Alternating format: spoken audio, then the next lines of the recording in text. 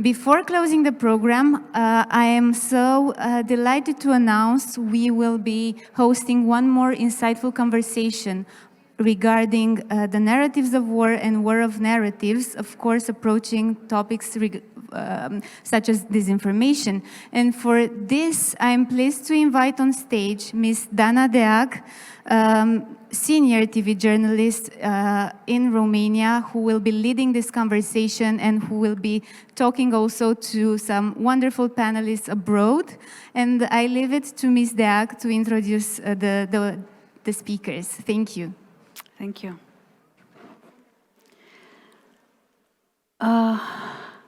This is working. Thank you, Mirela. I would like to invite you to participate in our panel. I see friends here. Hello. Thank you. Hello. So we dedicate this panel to a subject as old as the world. And unfortunately, it is current and it does not have an end in near future. Today we are talking about narratives of war, war of narratives. I have the unique pleasure of introducing you to our esteemed panelists who will be sharing their experiences, their perspectives on the subject. Joining us remotely is Volodymyr Yermolenko, philosopher, journalist, and senior lecturer at the National University of Kyiv Mohyla Academy. Thank you, Volodymyr. We are honored to have his valuable insights. And now I would like to invite on the stage with me Alexander Iskandarian. He's a political scientist and the director of the Caucasus Institute. To join me on the stage, Alexander brings comprehensive political experience in the Caucasus region and beyond, adding a crucial, please sit down, perspective to our discussion. I invite now Radu Husu, a war correspondent, volunteer, and philanthropist from Romania. Radu was awarded the Medal of Merit on behalf of the Ukrainian people by President Volodymyr Zelensky. Please sit down, Radu. Thank you. We are grateful that you are here with us. Radu returned yesterday from Ukraine, and I am very happy to have him with us today. And now we are waiting to connect with Clarissa Ward, and maybe it will be a miracle during our conversation, and we'll see Clarissa also. So, our panel Narratives of War, War of Narratives will delve into the toxicity of discursive practices, social media and communication in the context of war narratives.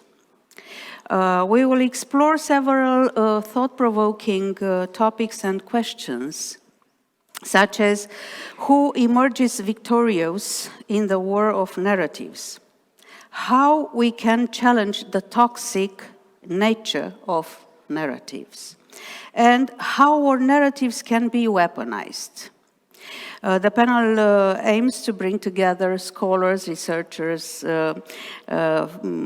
political philosophers, war correspondents, and civil society representatives to address these significant questions and bridge the gap between academia and the narrators of armed conflicts.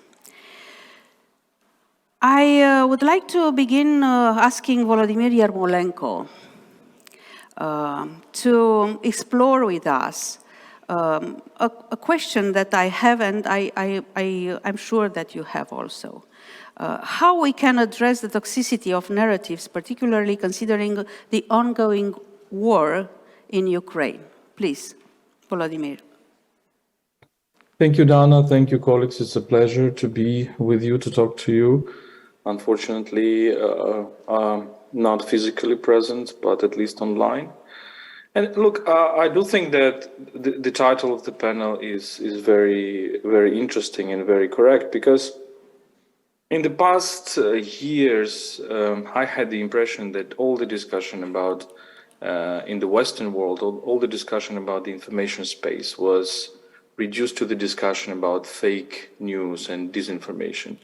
And I was always struggling with this, saying that, look, the goal of the propaganda, the goal of the information warfare is not to deceive, but to destroy.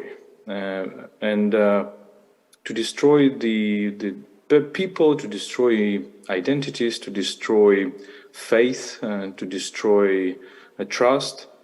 And I do think this is an important factor, because when you analyze, for example, the Russian propaganda with regard to both Ukraine and also European Union or wider world, you will see the recurrent pattern, and this pattern is an attempt to demoralize and to see distrust between citizens and other citizens, between citizens and governments, between civil society and authorities, etc., etc. And these tactics, of course, it implies disinformation. Of course, it implies fake news. So, of course, it implies lies, but it also implies the parts of the reality. It also implies partial truth. And the key thing about the information warfare is not that it is either pure lies or not pure lies. It's about the mixture, how you put, how you combine certain elements where there are true elements or false elements into precisely a narrative, a story. And the key thing about all this, I think, is to destroy the enemy mentally, or destroy the trust towards somebody that you consider an enemy from the other people. And if you look at the way how Russia was actually preparing this, both the war that they started in 2014 and the big-scale invasion which started in 2022, it was preceded by a very long narratives, very long storytelling, very long propaganda, in which the key goal was to dehumanize Ukrainians, to say that either they do not exist as a nation, or they do not have a right to exist, because they are Nazis, because they are killers, because they don't have any political history or whatever else. And I think this is a very important moment, very important element, because before you start killing people physically, you start killing people mentally. And for example, we travel a lot in Ukraine. We go to the deoccupied territories, liberated territories. We go to the frontline areas, very close to the Russian troops, very close to the Russian border. And all the time we're trying to talk to people who communicated with the Russian soldiers and trying to understand what actually was in mind of these soldiers. And there is a repetitive element in this. And the repetitive element is that, they always ask usual Ukrainian peasants where the Nazis are. Show us the Nazis. Where are the Nazis? So they came convinced that the country is somehow penetrated with these imaginary Nazis, and therefore they will be killing them, and they would rather kill as many people as possible, thinking that there will be Nazis among them. And I think this is a very, very important point. You ask about toxicity, and probably we will discuss this in this panel. I think that basically the most toxic thing about propaganda, about information warfare, is that it leads to real war. It leads to hatred, and it leads to real killing. Thank you, Volodymyr. Talking about Ukraine, I told you Radu returned yesterday from Ukraine. He's, I can say, a new face of journalism, of war journalism. Radu has employed live war narratives to provide a multi-perspective view of conflict. And I would like to ask Radu about credibility. How do you build credibility when you are writing or talking about war in Ukraine? Good evening or good day. Sorry for my outfit. I'm coming from war. Those were the only outfits that I have out there. So the problem, the question is, how do you manage to create credibility in these new... In writing war narratives. In war narratives, when you have new media, where I express my my narratives of war, of Ukrainian-Russian war. So you build trust by looking at the facts. That means you have to inform yourself from from both sides. This is one of the things that I think is very important. That's why, at least for myself in Romania, I never say that I am a journalist. Because journalists are people that have degrees in journalism, they have a lot of experience. I'm a political consultant in my background. So I started to write about the Ukrainian war because it was interesting for people on the social media. And I managed to create condensed information, specially created for new media.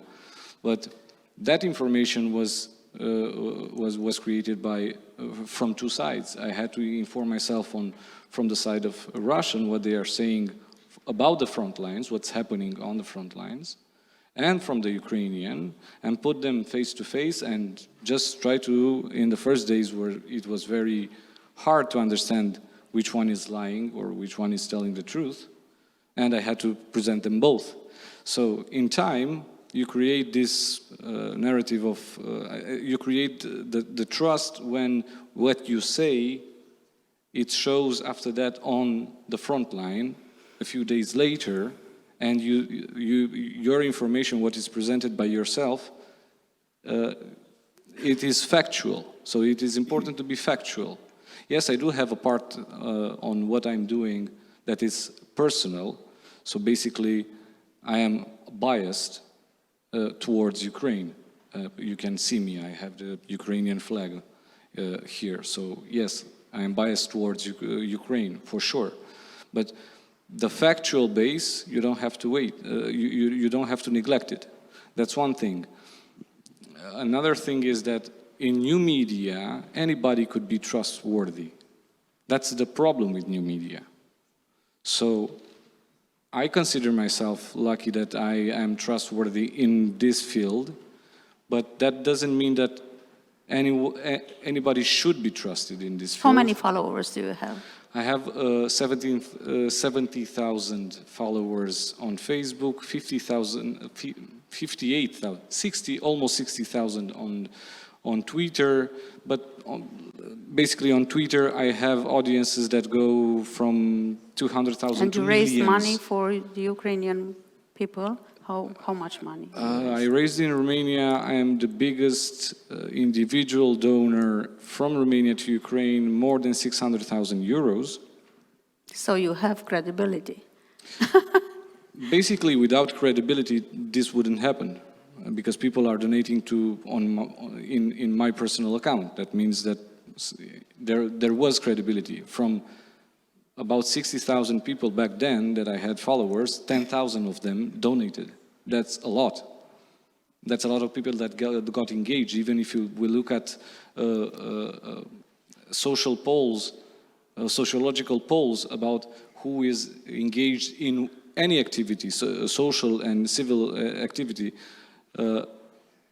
I have a higher rate of engagement on my Facebook page and on my Twitter account. That means that, yeah, I gathered some credibility, but that's because of the facts. You have to bring up the facts. Only war narratives that you would like to impress your audience with, That won't last. We will come back to this fact-checking. I would like to ask Alexander Iskandarian, because he's with us today, not only as a political scientist.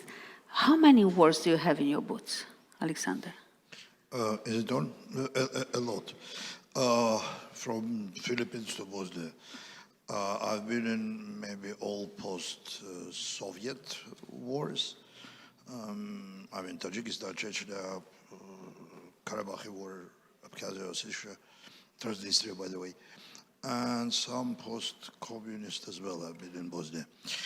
Do you? I don't in know time how of to war. say. Do you see any difference between narratives, war narratives, now and then? Absolutely, yeah. What kind of differences? Generally, I think that the problem is much more wider than just propaganda, just classical propaganda. Given the time pressures, maybe I just propose a few talking points relevant to the topic.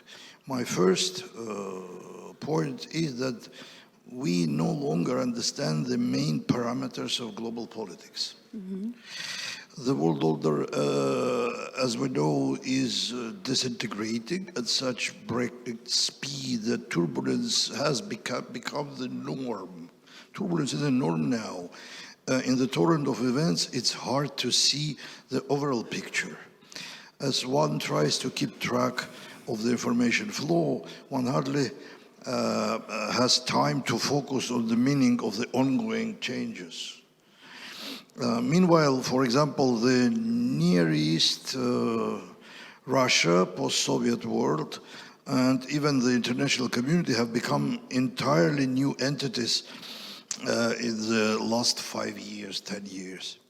Accordingly, my second talking point is that the modern information wars are no longer, it's a kind of answer to your question, directed at real targets, but at mythical one, I would say. In classic setting, the information wars that accompany the real-life wars and conflict targets particular actors and groups that are perceived as hostile, or as allies, or as potential mediators, and so on. At the moment, no one understands what the actors of the New World Order really are. So there is no clarity about their loyalty, their interest, or their red lines. That means that the information wars are waged against no one and is a result more or less against everyone. That's an answer to another question who you asked. And all this takes to my point 3. Once you are out of fight, everyone, toxicity becomes the goal rather than just a means or a side effect of information war. Indeed, we can see a growing demand for toxicity in the societies. Social networks amplify this toxicity by devaluating expert knowledge and knowledge in general, I would say, putting amateurs on the same shelf with professionals, promoting conspiracy theories, charismatic authority, and simplistic visions. Toxicity thrives in this environment. So my fourth and last talking point is that the scholars need to become providers of professional knowledge to the political elites and societies at large. Knowledge and understanding are the only known antidotes to toxicity. Fixing the situation is a challenge to journalists and politicians as well as the scholarly community. Black and white narratives are easier to produce. It's honestly answering the what question rather than the focus on the why. But arguably, the overall devaluation of knowledge and expertise may well be a major cause, as well as an effect of the ongoing disintegration of the order. I would like to return to Volodymyr Yermolenko and to put the question in a context. In recent years, the invasion of Ukraine has raised concerns, as he said already, about Russia's information warfare and its influence on public opinion. But are war narratives being used as efficient brainwashing tools? You talked about killing mentally people, but could be war narratives an efficient brainwashing tools? Or can the internet, this is the second question, can the internet provide a platform for countering these narratives in illiberal regimes or conflict zones? What do you think, Volodymyr? Well, I think that it's definitely, when we're talking about the new authoritarian regimes or totalitarian regimes such as Putin's Russia, it's clearly that the war is finally became a kind of a national idea. And it's clearly that, well, it started well before, obviously well before even the war of 2014. I think that idea, which was in the Russian mind, that the Soviet Union lost the Cold War and therefore it should take a revenge for this loss and prepare for the revenge and use what people in Russia, what Russian leaders perceived as the Western war against Soviet Union, information war against Soviet Union, which was, I think, not the case, but meaning that, you use media, you create state-owned media, which penetrate the Western societies, such as Russia Today or Sputnik, and then you try to deconstruct the trust of the societies, inside these societies, of citizens towards the governments or citizens towards citizens, as I told already. And the second thing is, of course, the mythology of the Second World War. And this Russian slogan, which is very important, which we tracked, of course, well before the actual war. The slogan is, "We can repeat." We can repeat, meaning that we can repeat 1945. And I think this image of 1945 as a kind of the image of the Soviet victory, which was interpreted as only Soviet victory, as if the Americans were not helping Soviet Union, as if, and only Russian victory, as if no other nationalities were engaged in this war, and forgetting absolutely that if we take the former Soviet republics, then it is rather Ukraine and Belarus that suffered the most from the Second World War than Russia proper. But this image was created, this mythology, which is sometimes has its name, it's called Победобесие, meaning the demonizing victory. And I think, therefore, in a very peculiar way, people in Russia have become brainwashed. But the question is whether they really wanted to be brainwashed, whether it was really the anchor of their identity because of certain probably problems in their societies, in the economy, in the way how they feel inside their societies, the problems of violence inside the Russian society. And therefore, this idea that, Russia is based upon this victory of 1945, and it can repeat this victory, and that it will look at the future as if the future would be just a repetition of the past, as if it is still an ongoing war against quote-unquote Nazism. I think that really is the big foundation of what happened later, of what happened in 2014 and what happened earlier in Georgia with the Russian invasion of Georgia in 2008, and then Russian full-scale invasion of Ukraine in 2022. Now, the question is what is happening now and what will happen now, because as if the Russian society is increasingly militarizing and increasingly posing this war and showing this war as the big war against NATO, not Ukraine, against NATO, against America, against Europe, against the West. So it's kind of this idea of the war becomes the national idea and just penetrates the whole discourse. And I think this is very dangerous. We really entered, I would disagree with Alexander that we see the world as very complex and in a fog and nothing is clear. I think we can really talk about some very clear trends. And the clear trend, one of the clear trends is that democracies are retreating, and the authoritarianisms are on the rise, are attacking, offending in very different ways. And democracies are increasingly in this position of defense. But these autocracies like Russia, they really form their whole identity on the idea of the war. And this is very important for us to understand. As to your second question, I will be brief. I think that internet, sometimes people blame technologies like, okay, we are toxic on Twitter and that's because of Twitter or Twitter algorithm, or people spread hate speech on Facebook and this is the problem of big platforms, etc. Well, I do think that these multinationals should have their, of course, policies, and there is a lot of talk about this. But it's like this Greek word pharmakon, which can mean both the poison or toxicity and the remedy. There are lots of things that can be done with the help of social media, good things. And there are lots of bad things that can be done. And I think your question against toxicity, I think it's a very interesting question, because it's a question, is not a question how we refer the information we receive to the reality. It's a very important question too, the fact checking, etc. But it's a question how we refer the information we receive to ourselves.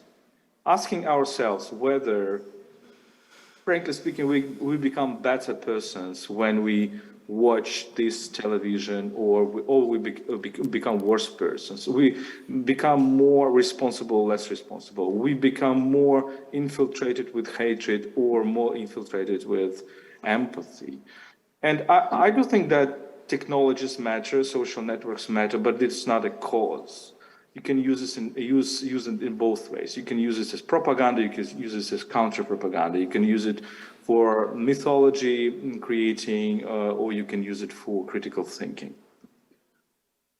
Thank you, Volodymyr. Talking about internet, Radu, as I told to the audience that you are the new face of world correspondence, journalism, this is it. You have Night Summary, is the name of live yeah, that's the name of posts. my posts Night on Summaries. Facebook, yeah, and Okay. Twitter.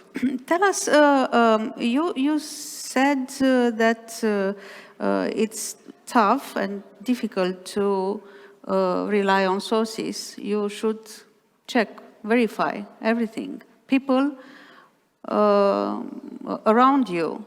But did you use AI to check the facts?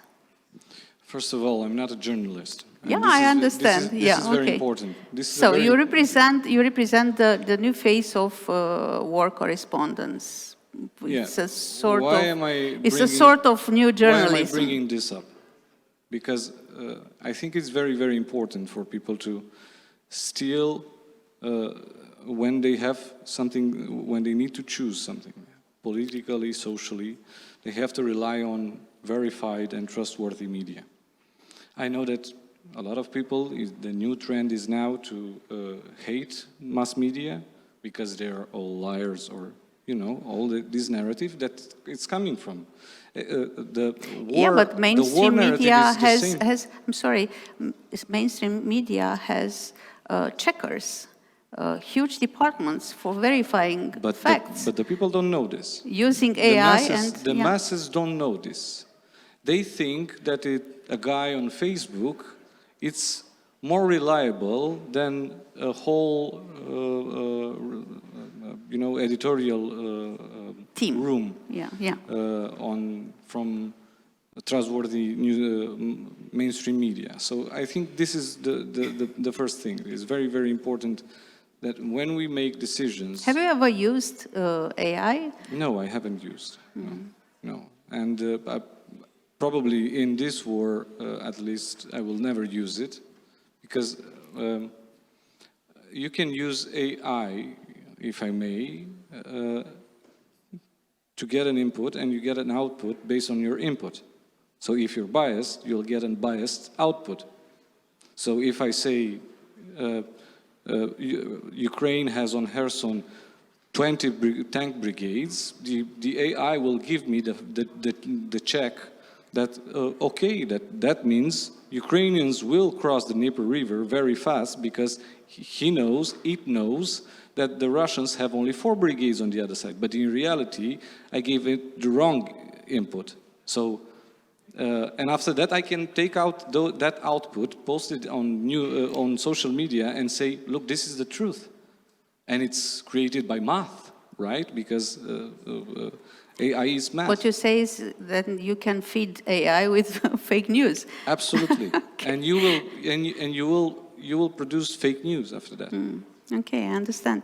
Alexander, it's a very difficult period of time. This weekend, I've read a lot of papers, newspapers, or news sites.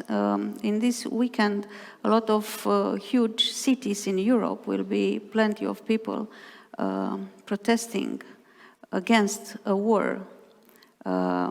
We are talking with you also about how political narratives can change or alter identities, or alter the course of a war. What do you think about next weekend? It's about toxicity. This is democracy. We can stop these meetings. They are, I don't know, they are using the freedom of speech is okay to protest against a party. But how can we detoxify the narratives? Because most of them, not every meeting, will be a result of a war of narratives. Yeah? And we are talking about detoxifying, not about stopping meetings or protesters to protest against a party. But you asked the question and you answered that. Or you should have censorship, just to close information. But it's not democratic. But it's not democratic. If it is democratic and you have freedom of media, you will have narratives of war, you will have fake information, you will have all this stuff. It is, and you wouldn't be able to close it, to censor it. So you need to live with that. I remember, it was after the beginning of the war in Ukraine, Russian-Ukrainian war. It was BBC article. They did an interview with an ordinary person from Narva town, which is in Estonia, at the border with Russia.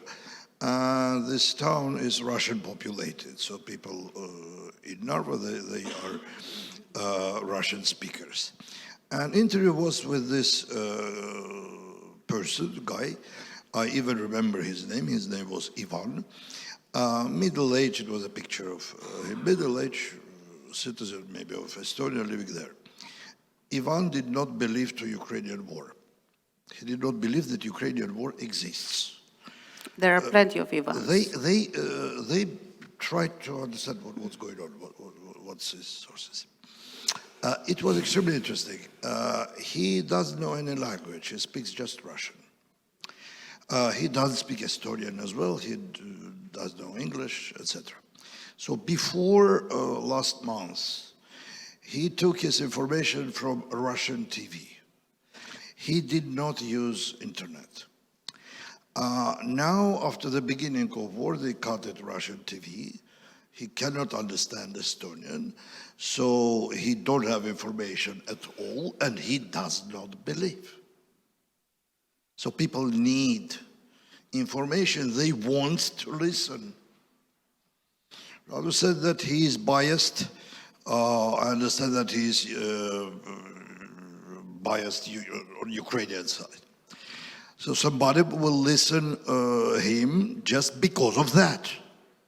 But some other person will find another person which is pro-Russian biased and will listen that media or that Facebook or I don't know, information from that source. People want to listen what they want to listen. How to work with that? It's about journalism. It's about professionalization. It's about education. It's about, as you said, degrees. Degrees not like paper, but degree like a symbol of something professional in this sphere. It's about neutrality. It's about checking, etc. This is culture of media, which is not easy to build, which is not easy. I don't give an easy answer to the question, but it's only way if you live in democratic society. Yeah, you're right. I think Clarissa is with us now. I saw her on the screen. Hi, Clarissa. Thank you for being with us. Clarissa, if it is necessary, is CNN's chief international correspondent and highly acclaimed war journalist. I would like to present her book because her book is wonderful on all fronts, the education of a journalist. The book garnered widespread praise, and not only because of the book, but she is one of the best contemporary war journalists. Clarissa, we are grateful for having you with us virtually, and because the time is a little bit merciful less with us, I would like to ask you about writing narratives. You have, at least for 2 decades, a lot of wars. You had your boots on the ground of a lot of wars. Do you change your writing now than 10 years ago?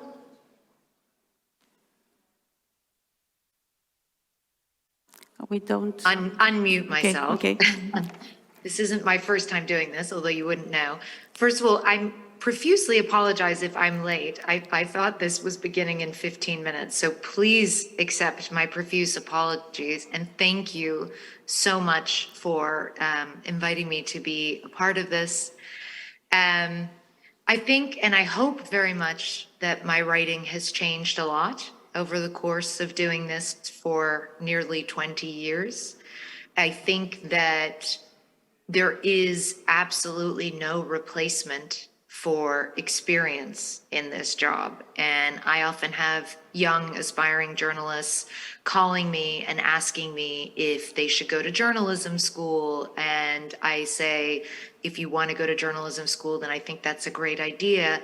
However, the only real education for a journalist is to be on the ground and to be in situations where you can feel the full force of what's happening in front of you, but you can also appreciate and understand that as journalists, it is a myth to think of ourselves as completely impartial.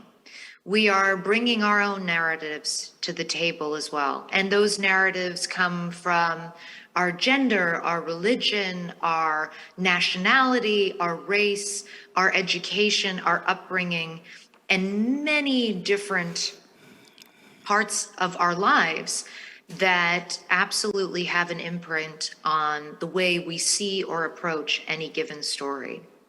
And I would say, I can't say that it was about 10 years ago, but there is a point in one's career where you understand that total impartiality or total objectivity is something of a myth. And you may have heard from my colleague, Christiane Amanpour, her mantra, which essentially embraces this truism and says, be truthful, not neutral. And so I feel that part of the dilemma or the tightrope that we are walking at the moment as journalists is about understanding and accepting that we do bring our own biases and our own narratives to any given story. But at the same time, having enough self-discipline and restraint and curiosity to make sure that we don't just fall back on what might seem or feel like the easy or obvious narrative, that we do continue to probe, that we do continue to ask the hard questions, that we do continue to hold people in power accountable, whatever side they may be on. And that, I think, is a real challenge for us as journalists. And I think that challenge has been amplified to an incredible extent by the rise of social media. Because the kind of nuance I'm talking about, the kind of moment for pause and reflection and questioning and building up a better and bigger picture and giving a more coherent and nuanced viewpoint of a story, that has been completely washed out or drowned out by the noise of social media, which promises people something much more seductive. It promises them that in 30 to 40 seconds, I'm going to boil years of history and complexity into a short, pithy, hot take that's going to make you feel outraged and emboldened. It's going to make you feel like you know what you're talking about, and you're going to take that away, and I'm going to call it absolute truth, that thing. And there is no challenging that narrative. There is no discussion of both sides. There is no room for introspection or holding space for people with opposing viewpoints that maybe challenge the way we see or understand something. This sort of mentality that we have seen really proliferate on social media demands of us as journalists that we become activists. I can't tell you how many times I have been asked recently, why did you not condemn this? Why did you not denounce this? Why do you not call this by what I say it is? And I have to try to remind people that my job as a journalist is absolutely to shine a light on something and to give people as full a picture as I can of what is going on.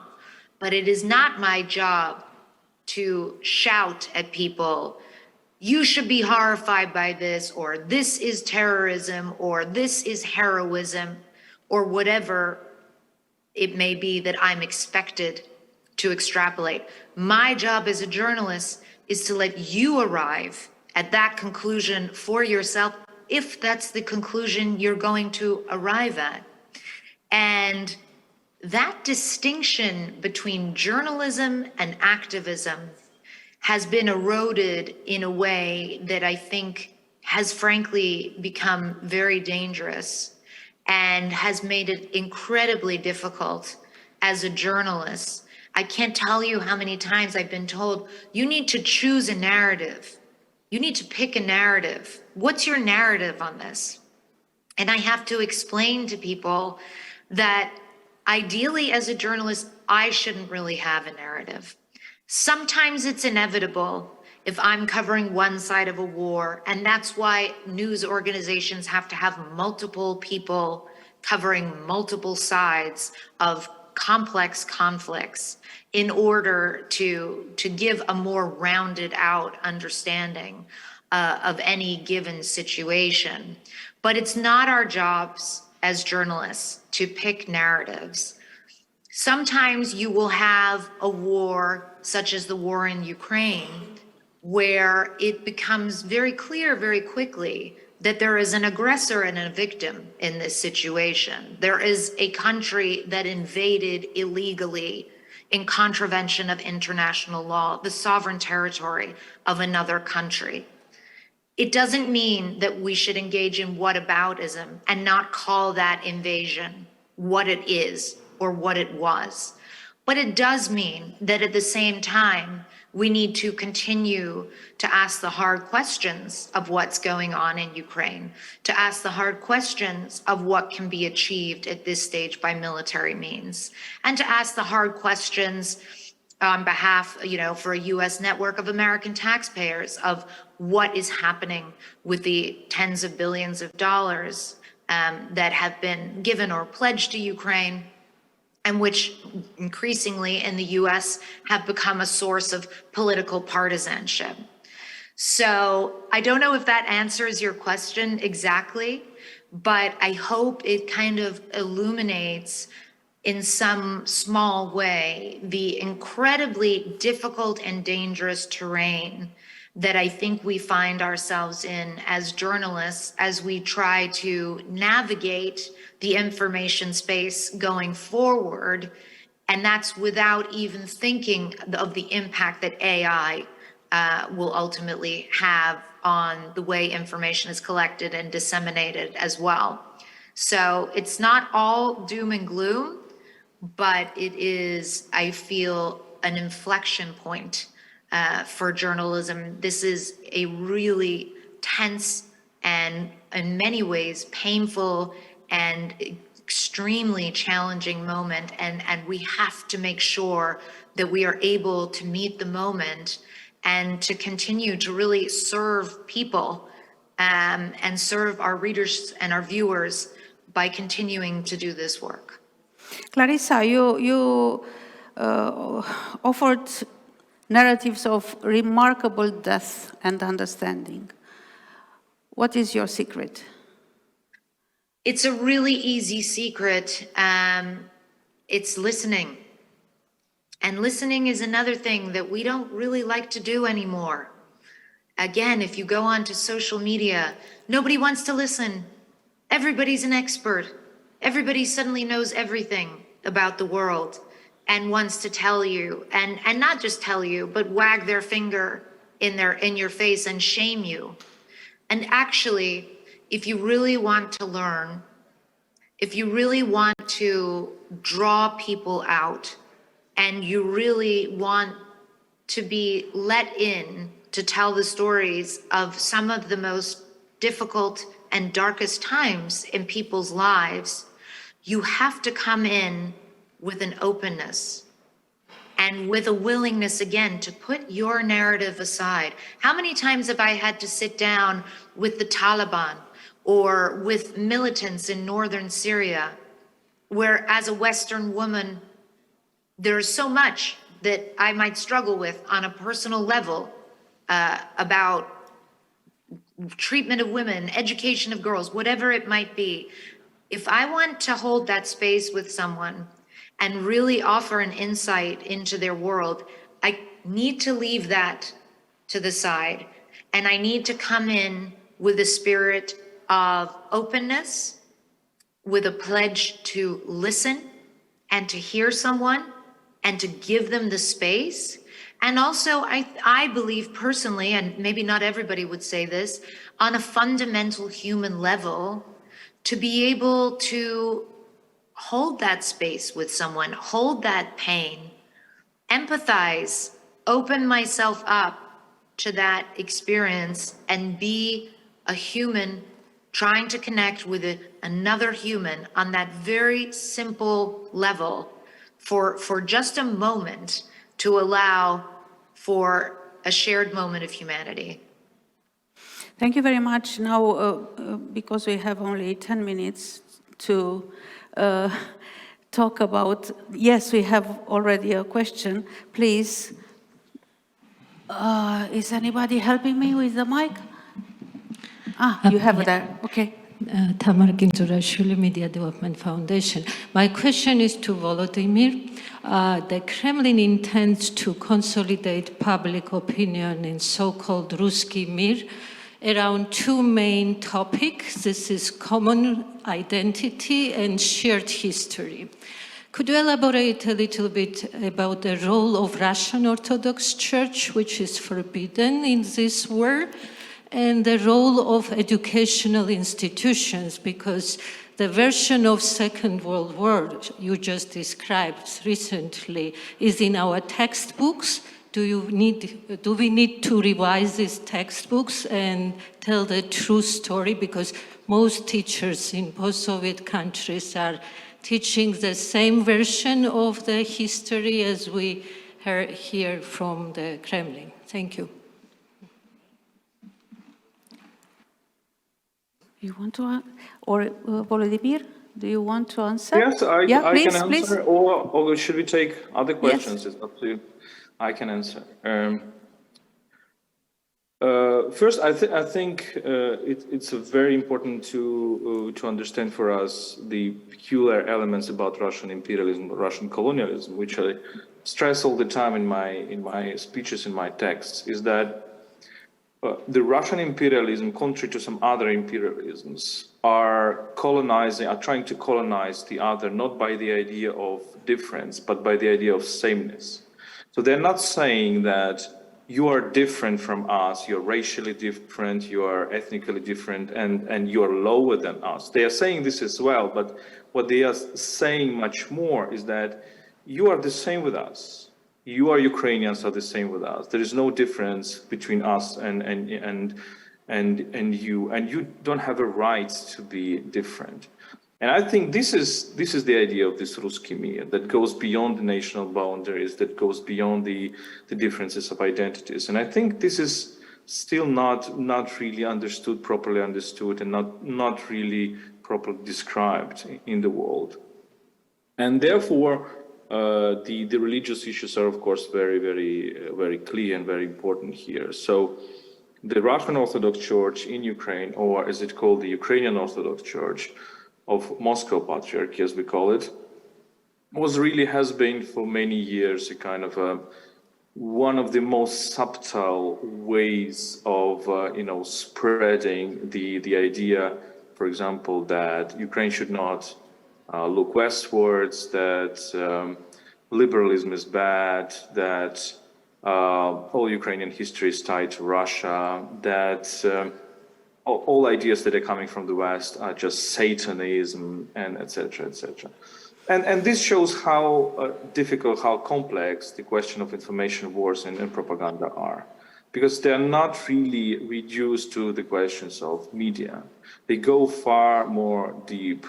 And I know this is also a question for Georgia as well. So the religious topic is very important in this respect. So what we should look at is not only social media, is not only mainstream media, is not only Putin's articles. We should look at the way how TV series are created and what messages they bring, the way how some organizations, as church organizations, are functioning, what the priests are telling to the people who come to the church, and this is really very important. Or the way how, I don't know, how comedy works in Russia, or how the pop music, what ideas pop music promote, because still Ukrainian young people are still, it's paradox and horrible paradox, but they still might be listening to the Russian rap, or they still might be going after Russian TikTokers. And this is, of course, a very, very difficult issue. And one thing I would like just to add, it's a very important topic when we talk about information, is the words we use. And I think this is one of the key things that we start thinking about when we're trying to be accurate towards reality. So, for example, when we use the concept of war in Ukraine or Ukrainian war, that concept is misleading for me, because we kind of omit the whole sense of this war. We omit the aggressor. We omit. We don't call, Nazi invasion of Poland the Polish War, right? Or the war in Poland. Or we don't call 1938 the Czechoslovakia War. Or we don't call the Prague 1968 the Prague crisis, right? The same way, for example, I'm also feeling kind of uncomfortable with the words like post-Soviet space. Because if we're talking about post-Soviet space, we kind of mean that, okay, the Soviet Union still exists, but in a different form. And there are many, many such things that I think our talk about the information should start really with very attentive listening to the words we are saying and to the meaning we use. Thank you, Volodymyr. So listen to every party is very important, and understand then what is happening. Do you have a question? Yes, please. Can you hear me? Oh, yeah. My question is maybe a little bit uncomfortable, but I kind of feel like I have to ask it because I'm a young student and I'm always wondering which kind of sources I can trust and not. And I also want to just ask questions about our own credibility in the Western media. And I hope it's fine if I ask you this question, Ms. Ward. Maybe you know what I'm talking about. It's not about the Ukrainian war, but the war between Israel and Hamas. And 1 month ago, there was this video published, which was described by Reuters, for example, as a fake. And you said it's important to distinguish between journalism and activism. And I would ask you maybe if you could give a statement about this. Thank you. Thank you. Thank you for asking. So for those of you in the audience who are not aware of this, this happened on October 8th. And I had flown to Israel on October 7th to cover the Hamas attacks. And we were near the Gaza border. There was a heavy barrage of missiles. We were too far away from a shelter to manage to reach the shelter, so we had to take cover in a ditch. And so we took cover in the ditch, and we were going live on television as well. The barrage ended. I apologize to the viewers for the fact that I was sort of lying on my side, and I continued with the live shot and continued talking about the area we were in, which was the sort of epicenter, the beginning of the attack, where Hamas had first crossed the border and started killing people. About 1 day later, I was told by someone, do you have any response to this video of you that's gone viral? And I just thought it was video of us jumping into the ditch and taking cover. And then someone sent me a video, and what a satire account had done was to take out the natural audio from this incident and put a voiceover of a director at the CNN headquarters. So you don't hear the sounds of the rockets or anything. You just hear someone, because you can see my producer in the background was on the phone, and you just hear this person saying, now tell her to jump into the ditch, and tell her to look frightened, and tell her to, do this and do that. And I watched it and I was like, that's ludicrous. It's satire. It's maybe not the time for this kind of satire, but I didn't think twice about it because it was so ludicrous. This clip has been shared millions and millions of times. I have received so many death threats because of it that I have lost track. I had a woman on the airplane on my return from Egypt via Jordan to London who shouted that I was a murderer. I have been accosted by people screaming that I'm an actress, that I'm the responsible party for the deaths of Palestinian children because of my acting skills.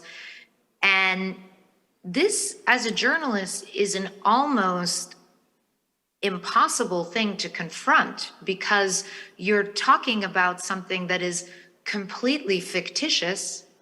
In fact, the person who created the clip actually put out a statement saying this was just intended as satire. This wasn't real. This is fake news, whatever you want to call it. But these things take on a life of their own. And it doesn't matter how many times Reuters or the New York Times or other well-established and respected news outlets say, or I say, or CNN says, this is a fake clip, this is not real, it wasn't even intended to look real, it came from a satire account. It takes on a life of its own, and it becomes incredibly dangerous. And it's been very frustrating for me because A, it's a distraction from the stories that we're trying to tell. I am not the story, and nor should I be the story. We can have a separate discussion about Western media coverage and narratives and all those things.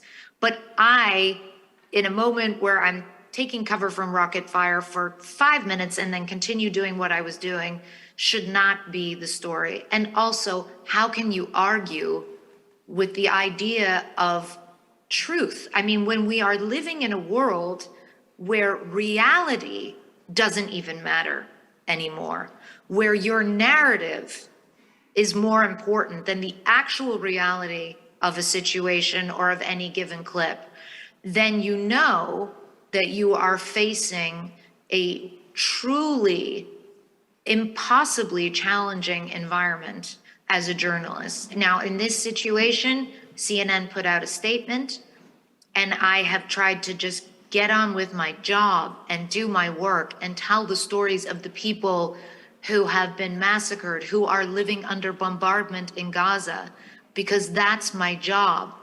But yes, to answer your question, it makes it much more difficult. It's deeply unfortunate and potentially very dangerous. Thank you very much. Thank you. It's the time is running out. I'm so sorry. If you have a question, please. I don't want to frustrate you.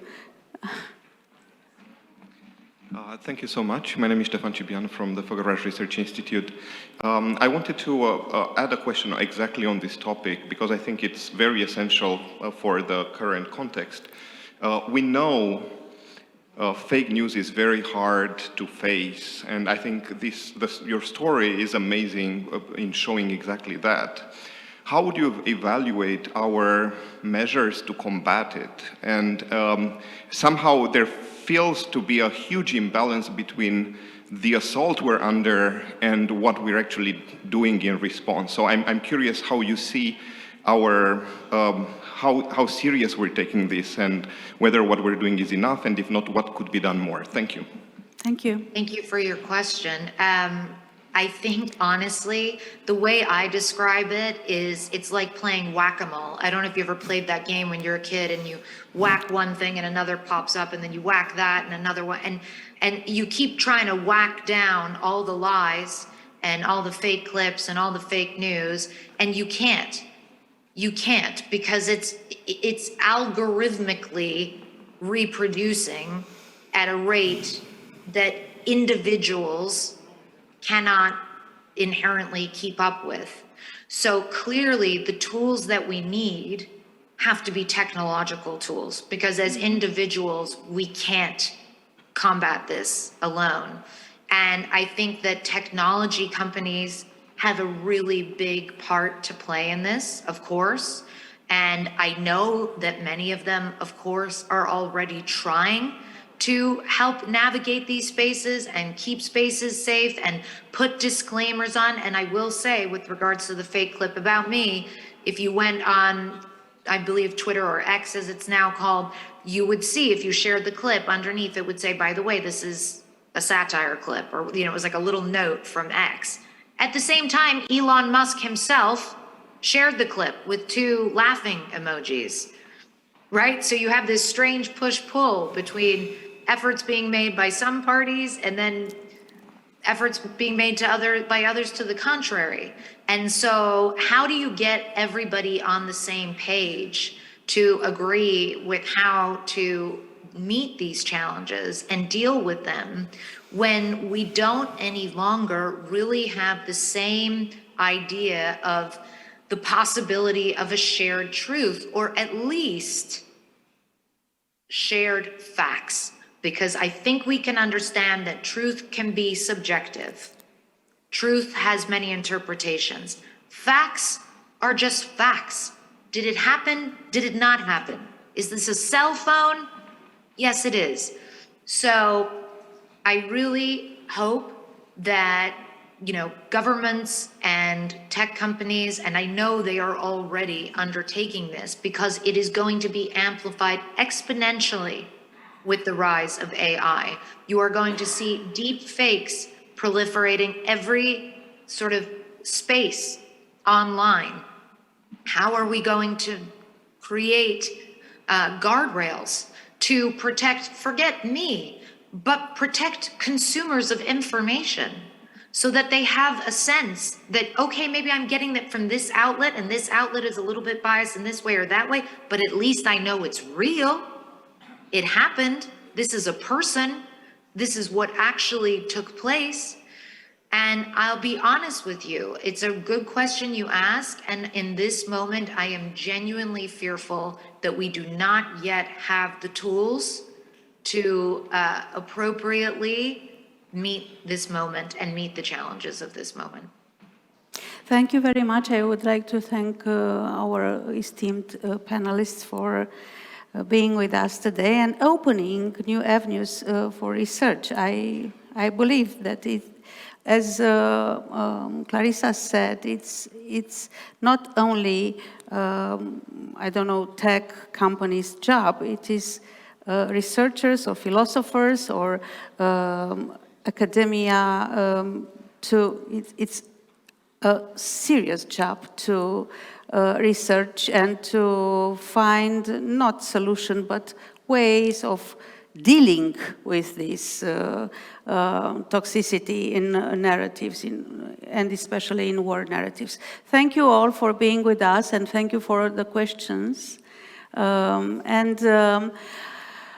I would like to invite Alina Inaech to close the event and to thank Aspen Institute and German Marshall Fund. First of all, can we give a hand to this wonderful panel? Thank you, everybody, online and in person. Thank you, Dana, for the moderation.